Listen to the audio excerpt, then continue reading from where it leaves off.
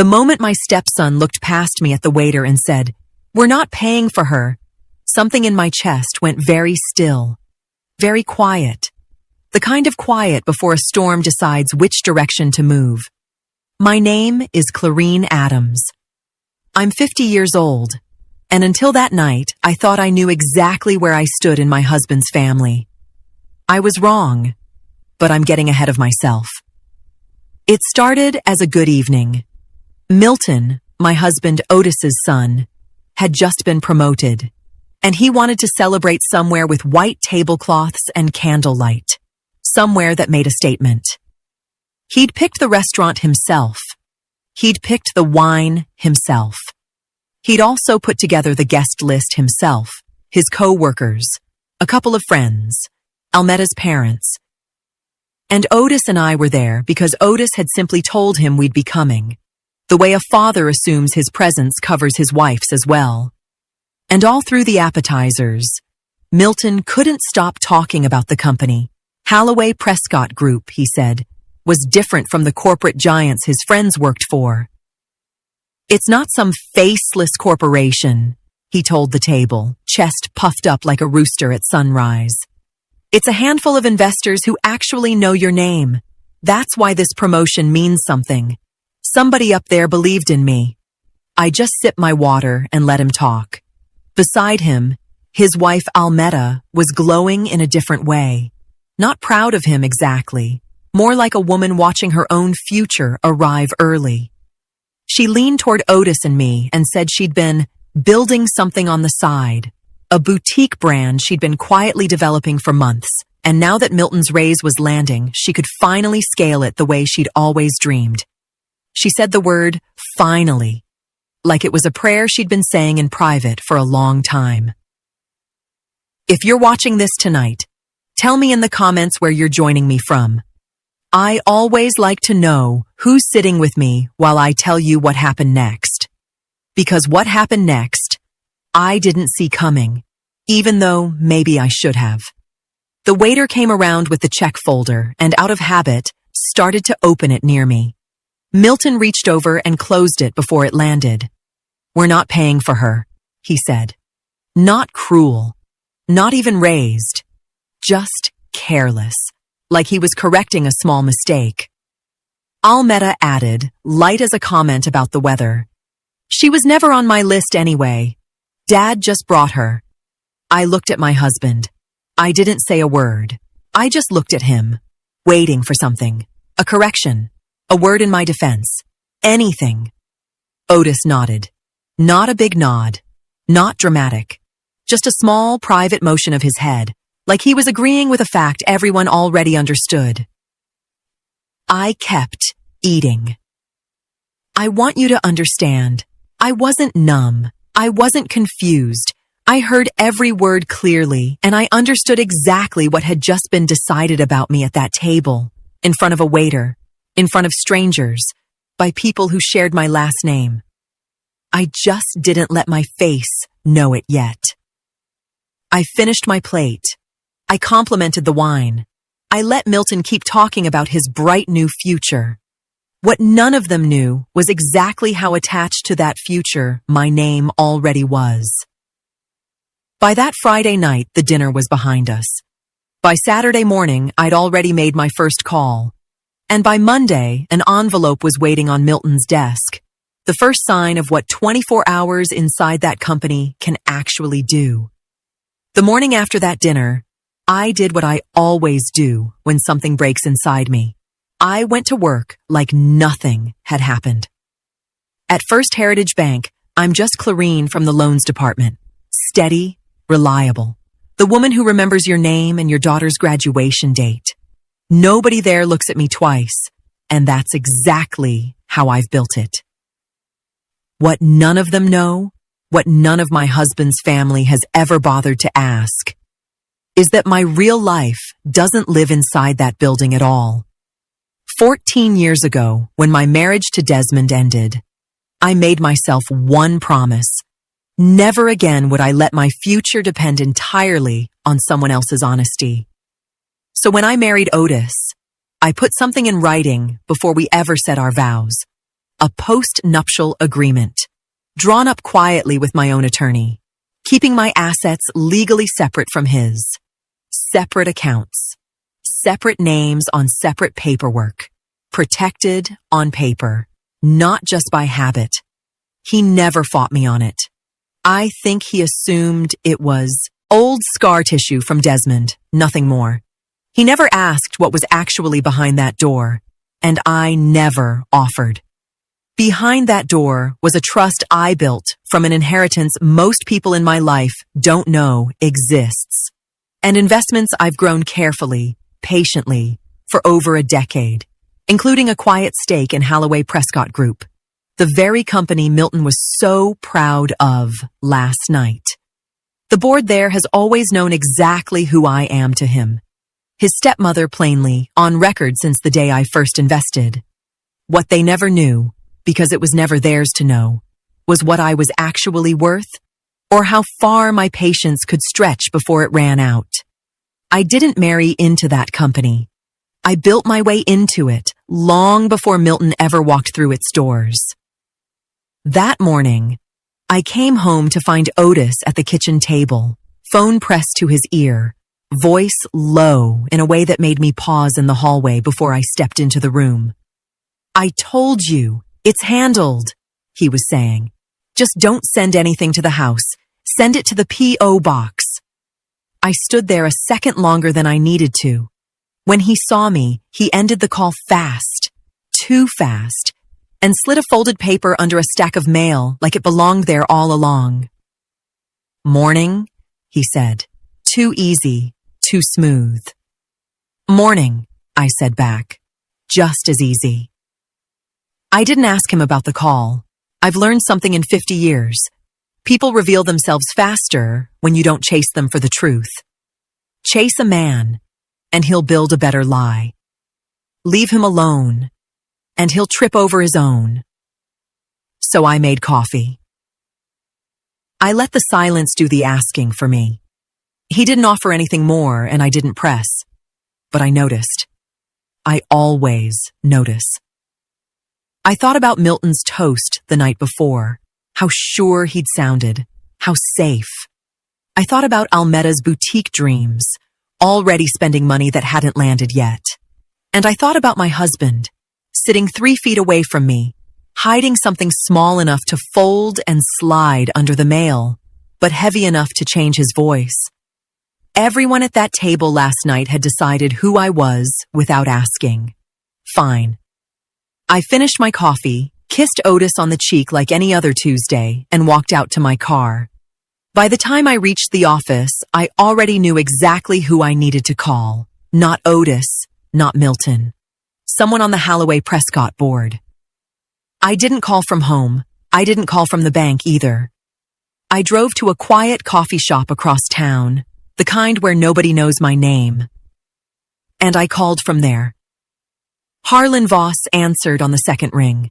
He's chaired the Holloway Prescott board for 11 years, and in all that time, I've never once had to raise my voice to be heard by him.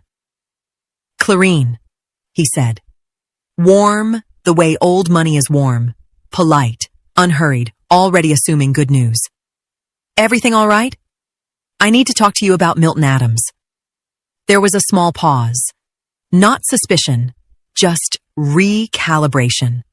Harlan knew, the way the 4 other investors on that board knew, that I don't call about people I haven't already vetted twice. "I thought that was settled," he said carefully. "You were the one who pushed hardest for him. Disclosed relationship and all. We noted that plainly when your recommendation went in, and nobody on this board blinked. You've never once let family cloud your judgment before." "That's exactly why I'm calling," I said. "I'm asking the board to reconsider. The decision is still yours to make, not mine. I'm only withdrawing my endorsement." Another pause. Longer this time. "You have to understand something about a company like Holloway Prescott. It isn't some publicly traded giant with 100 layers between an idea and a decision. It's 5 people who've built something private and careful over the years, who trust each other's judgment more than any spreadsheet. Milton had said it himself at that dinner, proud as anything. A handful of investors who actually know your name. He meant it as a compliment to the company. He didn't understand yet how true it was, or how quickly that same intimacy could turn against him. Is this about performance? Harlan asked. No, I said. This is about judgment, his and mine. I made a recommendation I no longer stand behind. I'd rather correct that now than watch the board carry a decision I helped create and don't believe in anymore. I didn't explain further. I didn't need to. Harlan has sat across from enough investors over the years to know that the ones who explain too much are usually hiding something, and the ones who say just enough are usually telling you everything that matters. You understand what this does to him, Harlan said. Not a question. Just making sure I'd already walked all the way down that road myself. I do. And you're sure? I am. He exhaled, slow. You've never once been wrong about people, Clarine. Not once in 11 years. I wasn't wrong about him either, I said. I was wrong about how ready he was. That was the truth. And it was also the only sentence I let myself say that carried any weight of feeling at all. Because underneath the calm in my voice, there was something else moving. Not triumph. Nothing close to it. Just the quiet, heavy work of a woman closing a door she'd built with her own hands. I'll bring it to the others today, Harlan said. Given it's you, I don't expect resistance. Thank you. I ended the call and sat there a moment with my coffee going cold in front of me. I hadn't raised my voice. I hadn't said Milton's wife's name, or my husband's, or repeated a single word from that dinner table. I hadn't needed to. By the end of the day, 5 people who had always known exactly who I was to Milton, but never what I was truly worth, were going to undo in an afternoon what had taken him years to build. And he still wouldn't know it was me. I wasn't in that office when it happened. I only came to know it later, piece by piece, but I've turned it over in my mind so many times since that I can walk through it now like I was standing in the room myself. Milton got in early that morning, still riding the high from 2 nights before. He liked coming in before the rest of the floor woke up. Quiet hallways, his name still fresh on a door that had only just started calling itself his. On his desk, an envelope. Company letterhead. No handwriting on the front, no notes. Nothing personal about it at all. Just his name typed clean and centered, like 100 other pieces of mail that passed through that building in a week. He told me later he almost didn't open it right away. Almost let it sit while he checked his email first. But something about the plainness of it made him curious enough to slide his finger under the flap before he even sat down. Inside was a single page. Formal language, careful and bloodless. The kind lawyers write when they want to say something painful without ever really saying it. Following further internal review, the board has determined that the recent promotion decision should be reconsidered at this time. Effective immediately, his role and compensation would revert to his prior position, pending further review. No name attached to the decision. No explanation beyond those sentences, repeated in slightly different words, as if repetition might soften it. He read it 3 times before it landed. Then he read it a 4th, like the words might rearrange themselves into something that made sense. He told me later that the first thing he felt wasn't anger. It was disbelief, plain and total. The kind that makes a grown man sit very still in his chair while his stomach drops through the floor. 2 days ago, he'd been toasted at a table full of white tablecloths. Now a piece of paper was telling him none of it had ever really been decided at all. His job was safe, but the promotion and everything that came with it wasn't. The anger came after, fast and hot, but with nowhere to land. He called HR vague answers. He called the one board member whose direct line he had. No answer at all. He told me he sat there a long time just staring at that sentence, reconsidered at this time, like it might blink first. At home that evening, Almeda noticed something was wrong before he even said a word. She always did. She asked him twice, lightly. The way you ask when you already suspect the answer will ruin your night. The third time, he finally told her. I wasn't there for that conversation either, but I know Almeda well enough to know exactly how her face must have changed. Because 2 nights earlier, she'd been dreaming out loud about vendors and launch dates and a boutique she'd already started quietly building deposits toward. Every plan resting on a raise that hadn't landed in his account yet. And now, apparently, might never land at all. She didn't cry, Milton said. She just went very quiet. The way people go quiet when they're doing fast, frightened math in their heads. Neither of them called me. Why would they? As far as either of them knew, I was still just the woman who'd sat silently at that dinner table 2 nights before, eating my food, saying nothing, mattering to absolutely nothing in their world. They had no idea I was the one page they hadn't read yet. I wasn't in the room for any of this either, but Milton and Almeda have each told me their pieces since, and between the 2 accounts, I've been able to put together exactly how that week went. Almeda didn't slow down. If anything, she moved faster. She told Milton it was probably a formality, some paperwork mix-up, a technicality that would resolve itself within the week. She said it with a smile that didn't quite reach her eyes, the kind of smile people wear when they've already decided not to believe the thing that frightens them. So she kept moving. She'd spent months building toward this, a boutique brand she'd quietly been sketching out since before the promotion was even official, waiting only for Milton's new salary to make it real. She'd already put down a deposit from her own savings on a small retail space near the design district, telling herself she'd simply replenish the account once his raise landed. She'd called in a favor from a friend who did event styling to help stage a launch night. She'd told 2 suppliers, confidently, that a larger order was coming soon once things settled, paid for out of her own pocket, not on any credit tied to Milton's new title.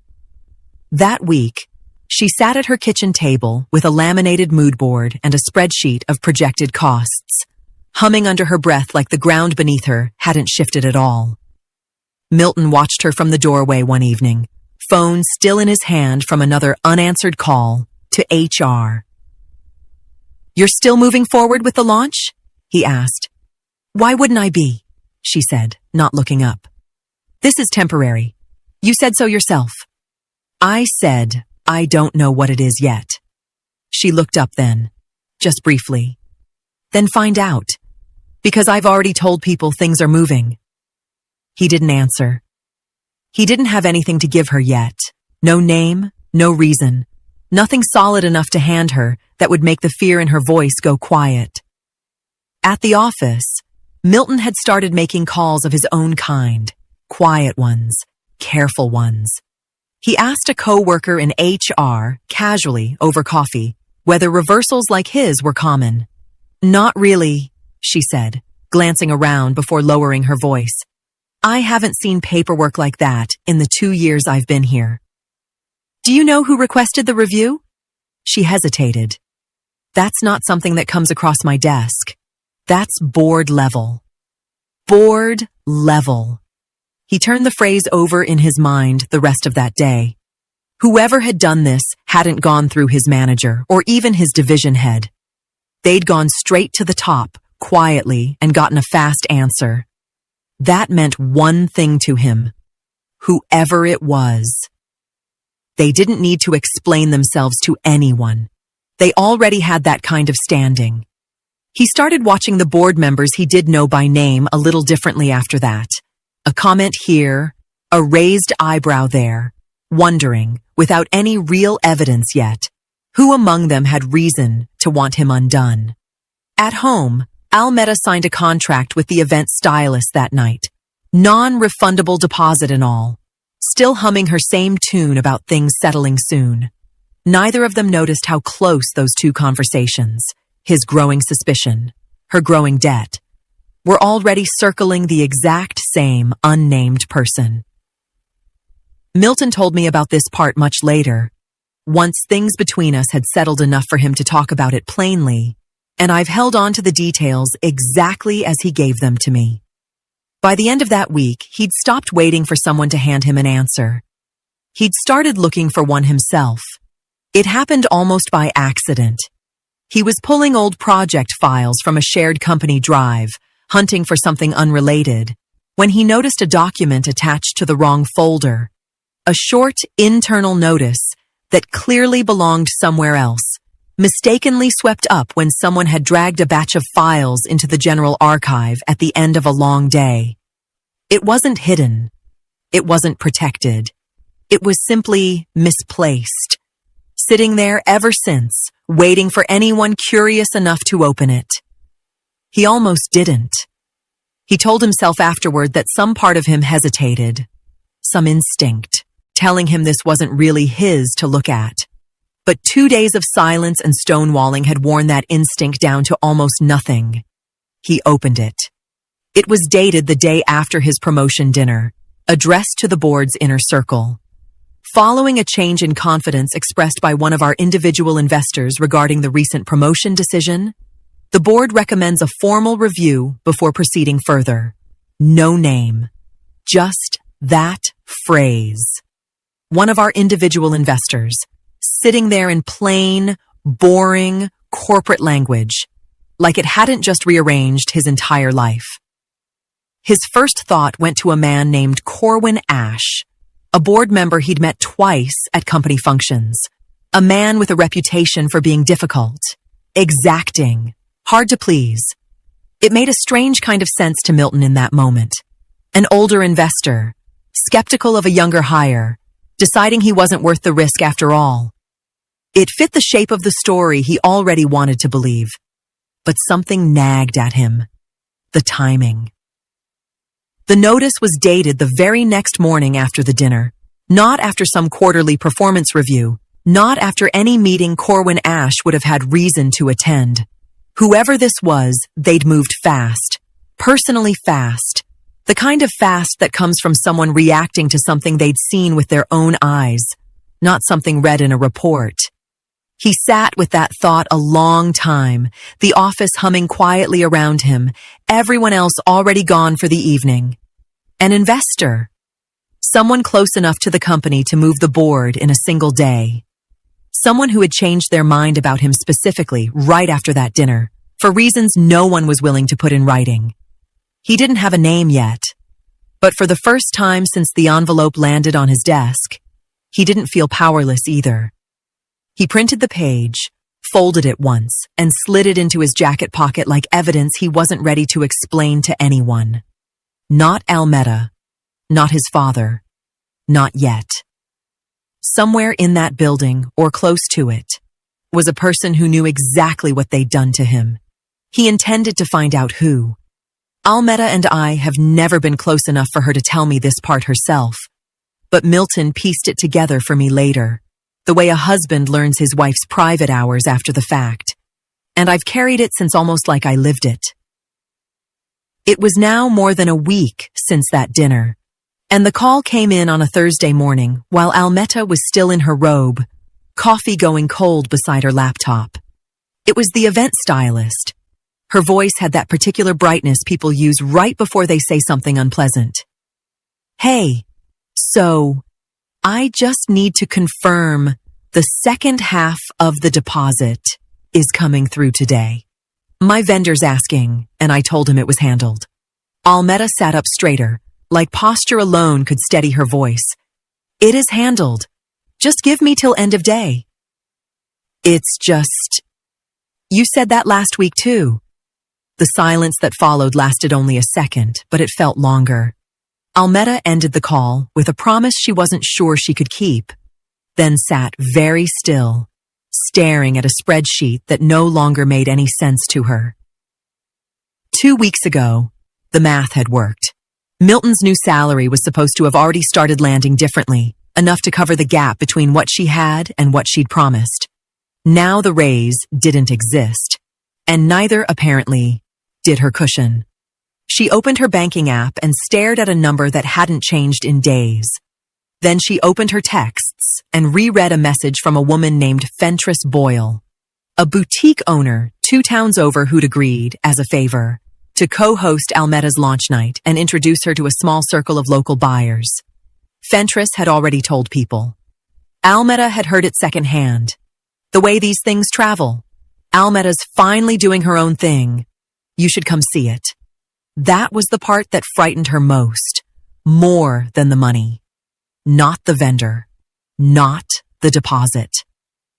The idea of Fentress Boyle standing in a half-finished space, waiting on buyers who'd shown up because of a promise Almeda could no longer keep.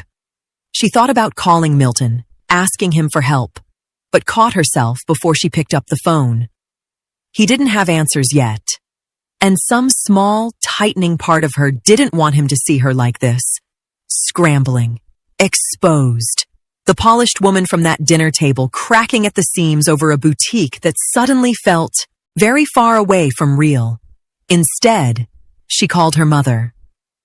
"I might need to borrow some money," she said, keeping her voice light like it was a small thing. There was a pause on the other end. "For what, baby?" "The launch. Just until Milton's situation gets sorted." I thought that was already sorted. Almeda closed her eyes. "It will be." Her mother didn't say no outright, but she didn't say yes either.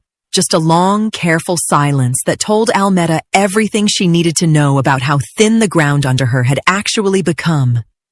After the call, she sat at the kitchen table a long time, staring at the mood board she'd laminated with such pride weeks earlier, at swatches and mock-ups that had felt, not long ago, like the beginning of something entirely her own. For the first time since the dinner, the fear wasn't about Milton losing his job. It was about everyone finding out that Almeda Adams had promised a future she could no longer afford.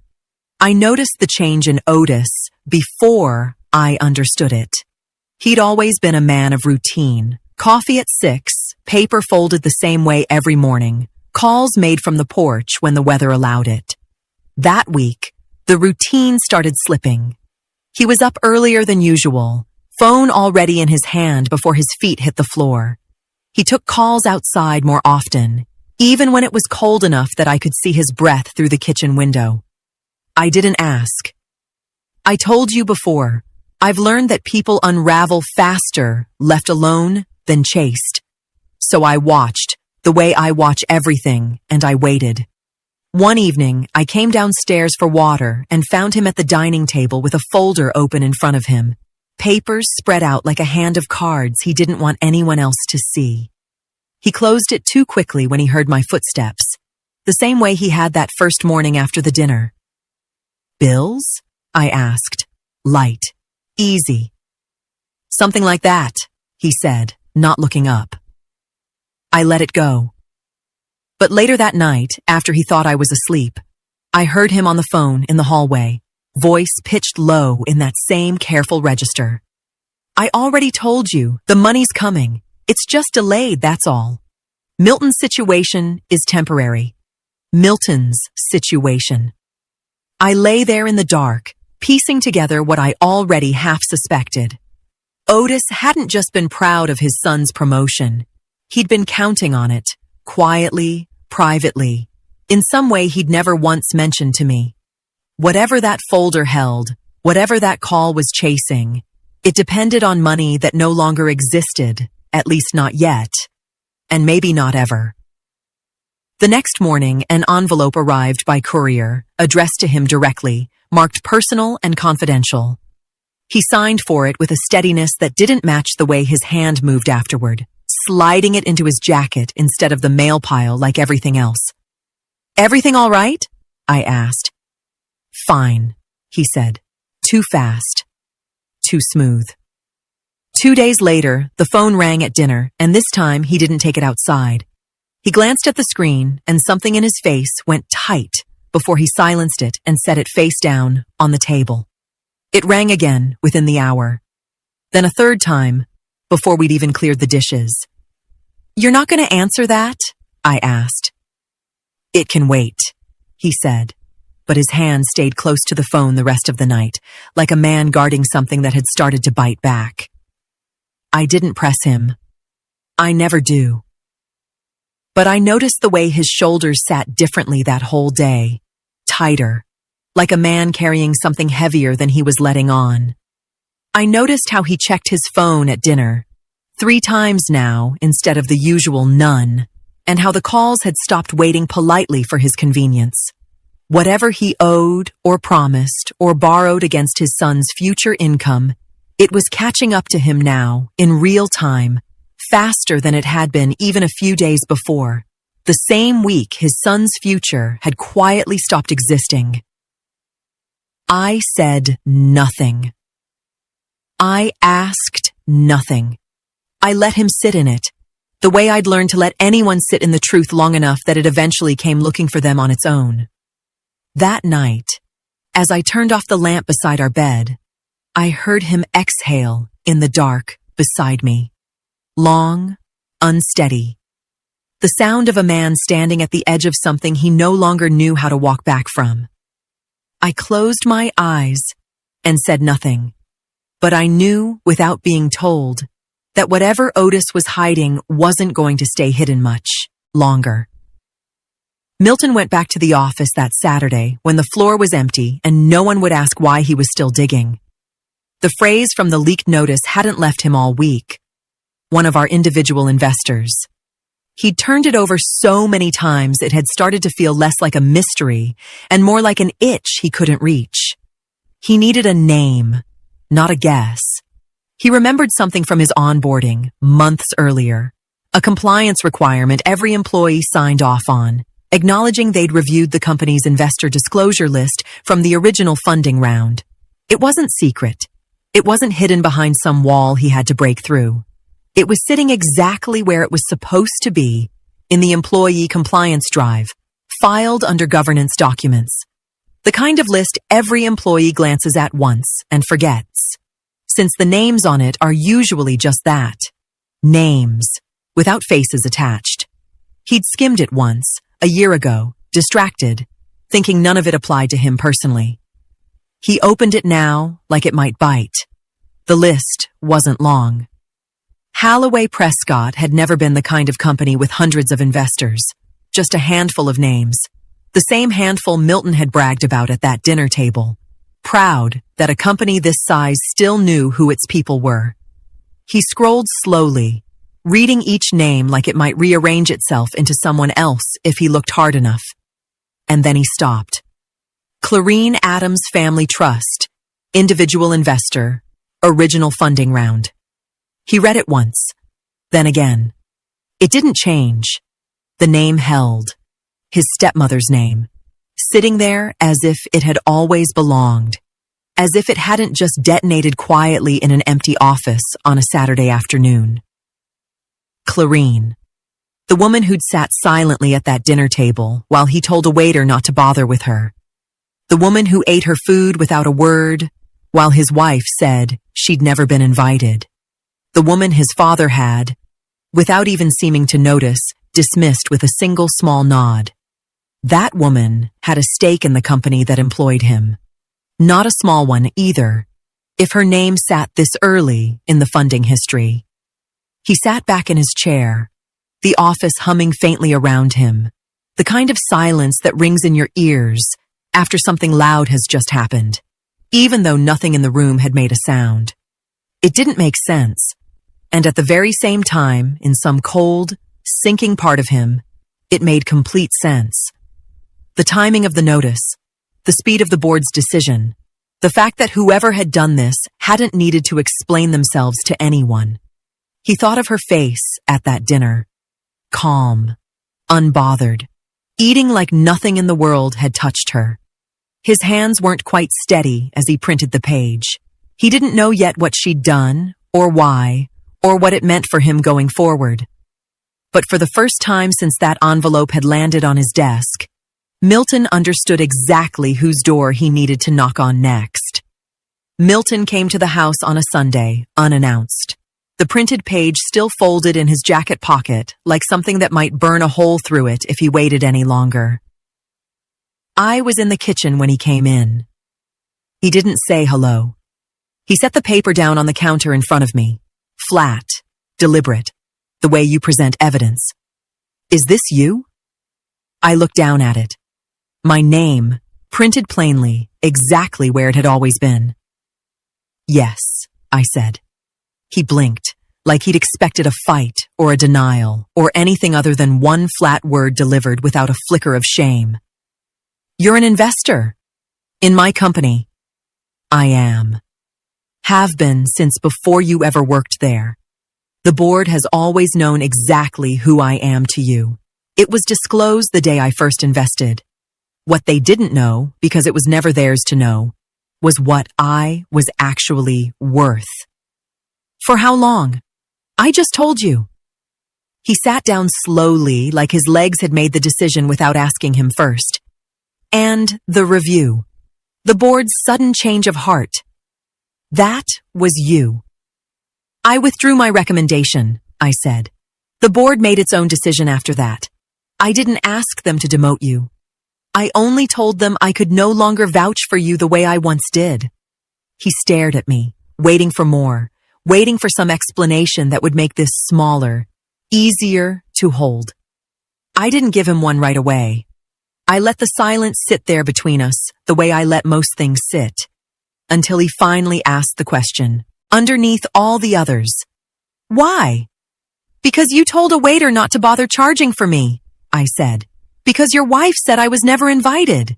Because your father sat there and nodded like I was a mistake on a bill. That was...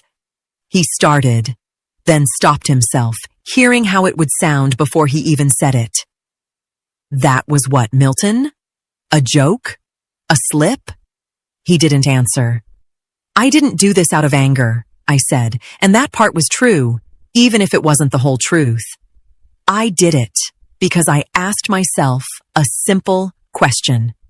If I no longer trust the way you treat people who can't do anything for you, why would I keep trusting my name to your judgment in a room full of people who can? You could have just told me how you felt, he said, quieter now. Instead of doing this. I could have, I agreed. But you never once, in all these years, asked who I really was. You assumed you already knew. That night just confirmed it. He put his head in his hands for a moment, and when he looked up, something in his face had changed. Not anger anymore. Something closer to grief. So that's it?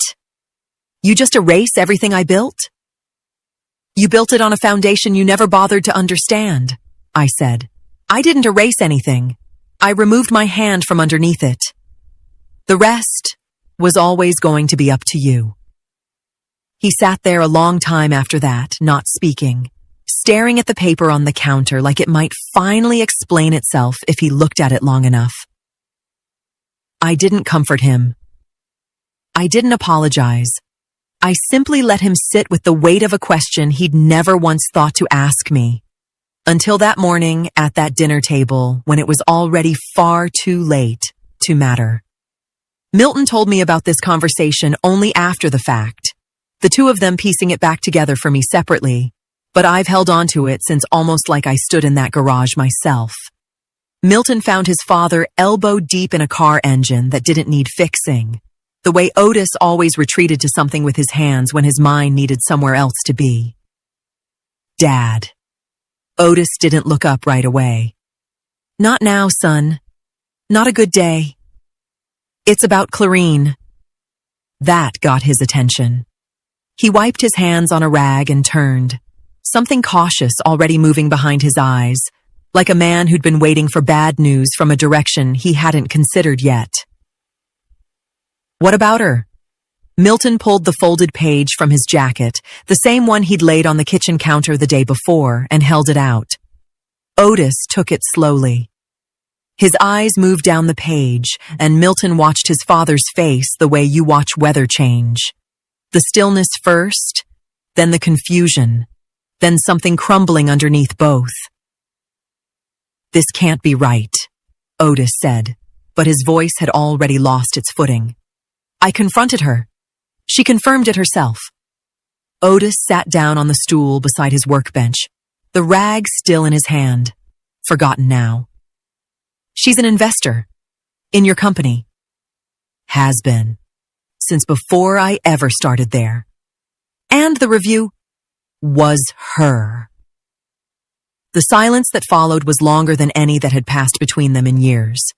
Milton watched his father's face work through something complicated. Not disbelief exactly, because the paper in his hands didn't leave room for that. Something closer to shame. The particular weight of realizing you'd known someone for over a decade and still never really asked who they were underneath the parts they let you see. I didn't know, Otis said quietly, almost to himself. 12 years, and I didn't know. How could you not? Because she never told me. His voice cracked slightly on the word told, and Milton, for the first time since this whole thing started, saw something in his father that looked almost like fear. She kept her finances separate from the day we married. I thought it was about Desmond. I thought it was old scar tissue. I never once thought there was, he gestured helplessly at the page, this much scar tissue to hide. Milton sat down across from him, and for a moment neither of them spoke. Then Otis said the thing Milton hadn't asked him to say, the thing that seemed to surface on its own, dragged up from somewhere he'd clearly been avoiding for weeks. At that dinner, he said slowly, when you told the waiter not to charge for her, when Almeda said she wasn't invited. Dad? I nodded, Otis said, and his voice had gone very small. I sat there, and I nodded, like it was nothing, like she was nothing. He looked down at his own hands like he didn't recognize them. She's been sitting across from me every night since that dinner, he said, and I had no idea what I'd actually done. Milton didn't have an answer for that. He watched his father's shoulders fold inward, watched a man who had always seemed steady to him come apart quietly, piece by piece, over a nod he could no longer take back. Otis didn't sleep that night. He lay beside me in the dark, still as a man pretending to be asleep, though I could tell by his breathing he wasn't anywhere close. I didn't ask him what was wrong.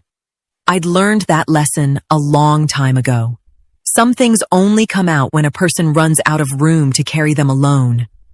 It was near 2 a.m. when he finally spoke. Clarine, I'm awake. He was quiet a moment longer, like he was still deciding whether to go through with it. When he finally did, his voice came out rougher than I'd ever heard it. Watching Milton today, he said, watching him find out something about you he never should have had to learn from a piece of paper. It did something to me. I kept thinking about how long you must have carried that. Alone. Every day. Sitting across from people who had no idea who you really were. I didn't say anything. I let him keep going. And then I thought about myself, he said. Sitting here every night, letting you carry that same silence, thinking it was safe. Thinking if I just didn't say anything, it would stay small enough to manage. Say what? Otis? He sat up slowly, turned on the lamp, and for the first time in weeks, looked at me directly instead of past me. Before Milton's promotion ever became official, I borrowed some money from an old friend of mine, Delroy, from my army days. Nothing official, no bank involved, just his word and mine. I told him things were about to change for us, that Milton's raise would let me pay him back quicker than I could otherwise. I used it to quietly cover about $11,000 in old debt, money I owed from before we married, that I've been managing alone for years, so you'd never have reason to think less of me. The room went very still. When his promotion got reversed, he continued, that debt to Delroy became a real problem.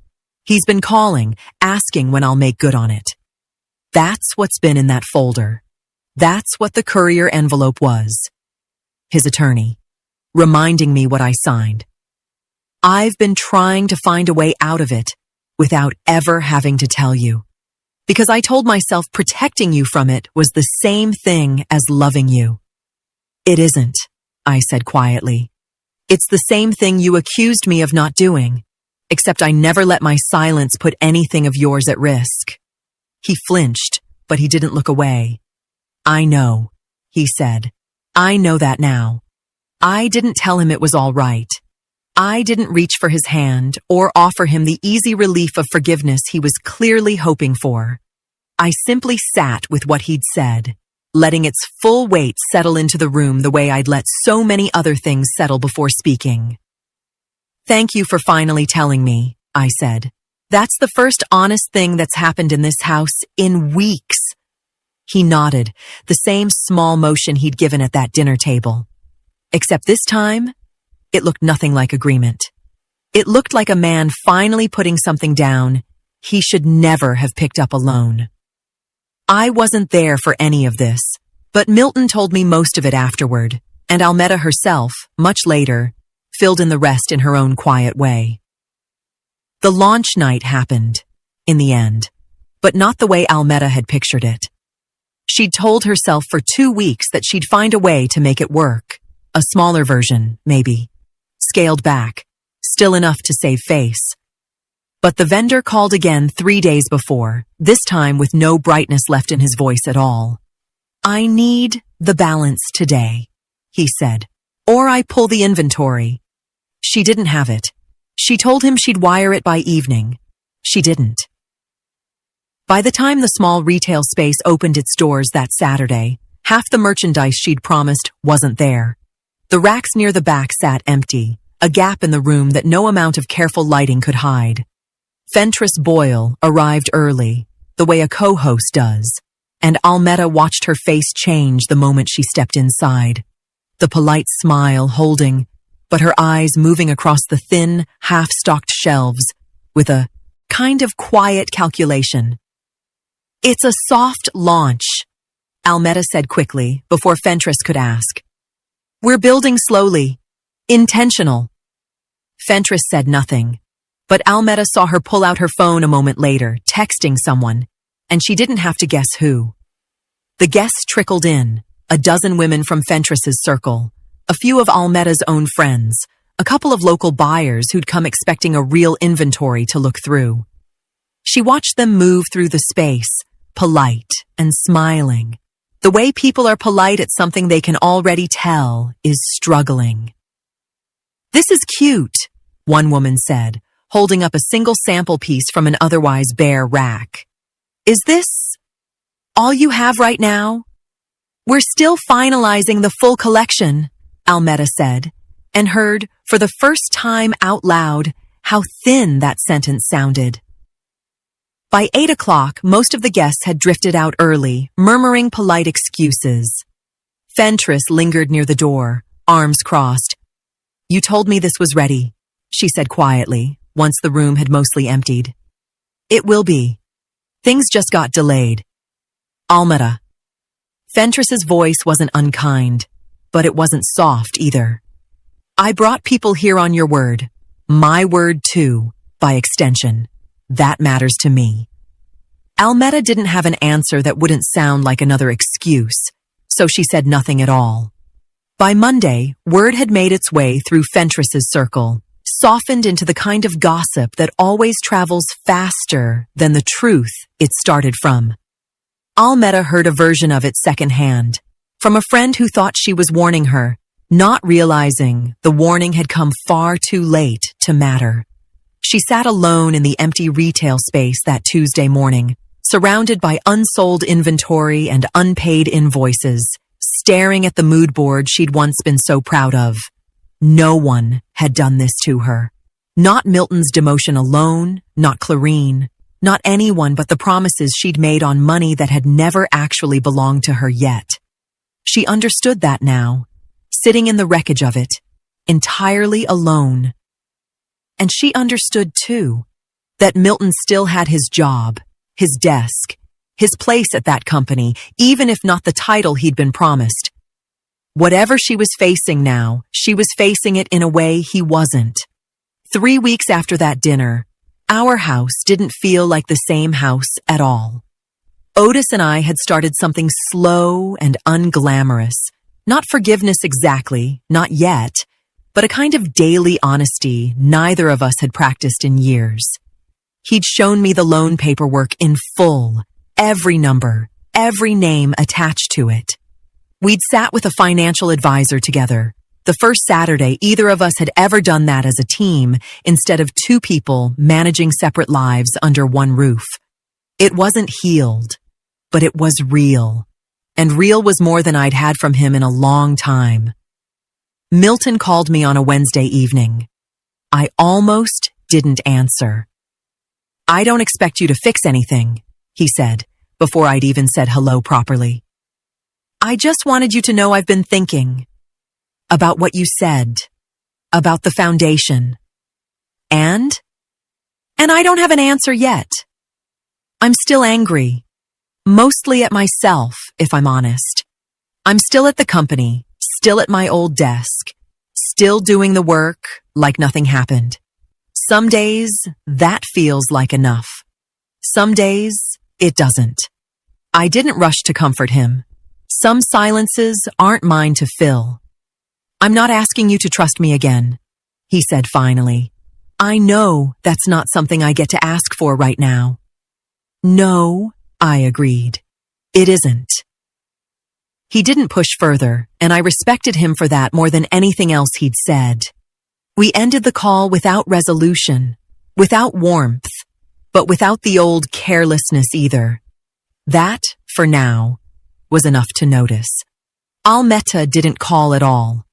I heard, through Otis, that she'd closed the retail space quietly, taken down the social pages where she'd once posted mood boards and countdowns. I felt something for her, watching from a distance, not triumph, something closer to the ache of watching a person learn a lesson the hard way, alone, with no one there to soften the landing. But I didn't reach out. Some doors, I've learned, only mean something if the other person walks through them first. That same evening, Simone called from her dorm in London, her voice bright and unaware of everything that had happened back home. "You sound different," she said partway through the call. "Lighter, almost."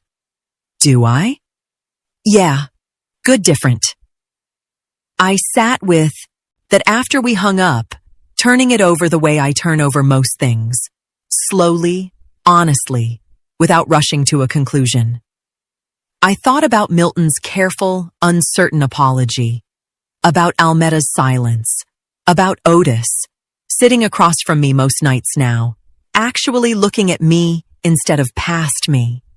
I didn't know yet what any of it would become, whether Milton would ever fully earn back what he'd lost with me, whether Almeta would ever call at all, whether Otis's honesty would hold once the initial fear of losing me stopped driving it. But I knew this much, sitting alone in my kitchen that night.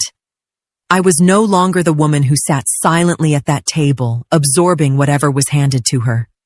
I decided, right there, that whatever came next, I would only carry the relationships that had earned the weight of my trust back, not the ones that simply expected it returned for free. 6 weeks after that dinner, Otis asked me something he'd never asked in all our years of marriage. "Do you want to open a joint account? Not to combine everything, just something we build together on purpose instead of something we hide from each other by accident." I looked at him for a long moment, not because I doubted him, but because I wanted to remember what honesty looked like on his face, now that I'd finally seen the alternative up close. "I'll think about it," I said. And I meant it. Not as a delay, but as the truth. Trust isn't something I hand back on schedule. It comes when it comes, if it comes at all. And I've learned the hard way not to rush that clock for anyone, including myself. We started small instead. A weekly habit of sitting together on Sunday evenings, going over what either of us had been carrying that week. No folders slid under mail, no calls taken outside in the cold. Some weeks there wasn't much to say. Other weeks, There was more than either of us expected. It wasn't dramatic.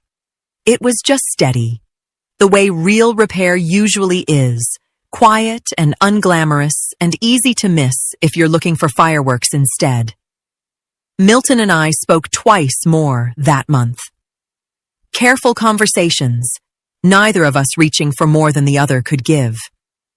He was still at Holloway Prescott, still at his old desk, still doing the work at his old title. He never asked me to help restore what he'd lost, and I never offered. Some things, once broken, aren't mine to hand back either. That part is on him now, whatever shape it eventually takes, if it takes any shape at all. Almeda, I never heard from directly. Through Otis, I learned she'd taken a job at a retail chain 2 towns over. Steady work, nothing glamorous, nothing with her name on the door. I hoped, quietly, that she'd learn something lasting from it. But hope isn't the same as reaching out. And I didn't reach out. Some lessons only hold if a person walks all the way through them alone. Simone came home for a short visit that month, and one evening, sitting across from me at the kitchen table, she asked me something no one else in this family had thought to ask in over a decade. "Are you happy, Mom?" "Really?"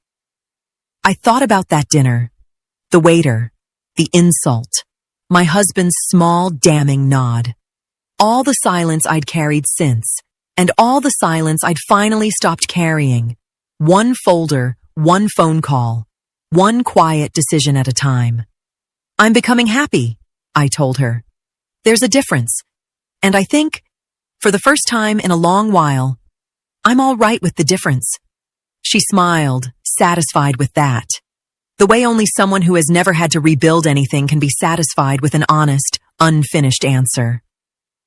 That night, after she'd gone up to bed, I stood at the window for a while, watching the porch light flicker against the dark, steady, in a way it hadn't been in weeks. I hadn't destroyed anyone. I hadn't needed to. I had simply stopped being the woman who ate her food in silence while the people around her decided who I was without ever once asking. I was still deciding myself what came next. But for the first time in a very long time, that decision was entirely, quietly mine.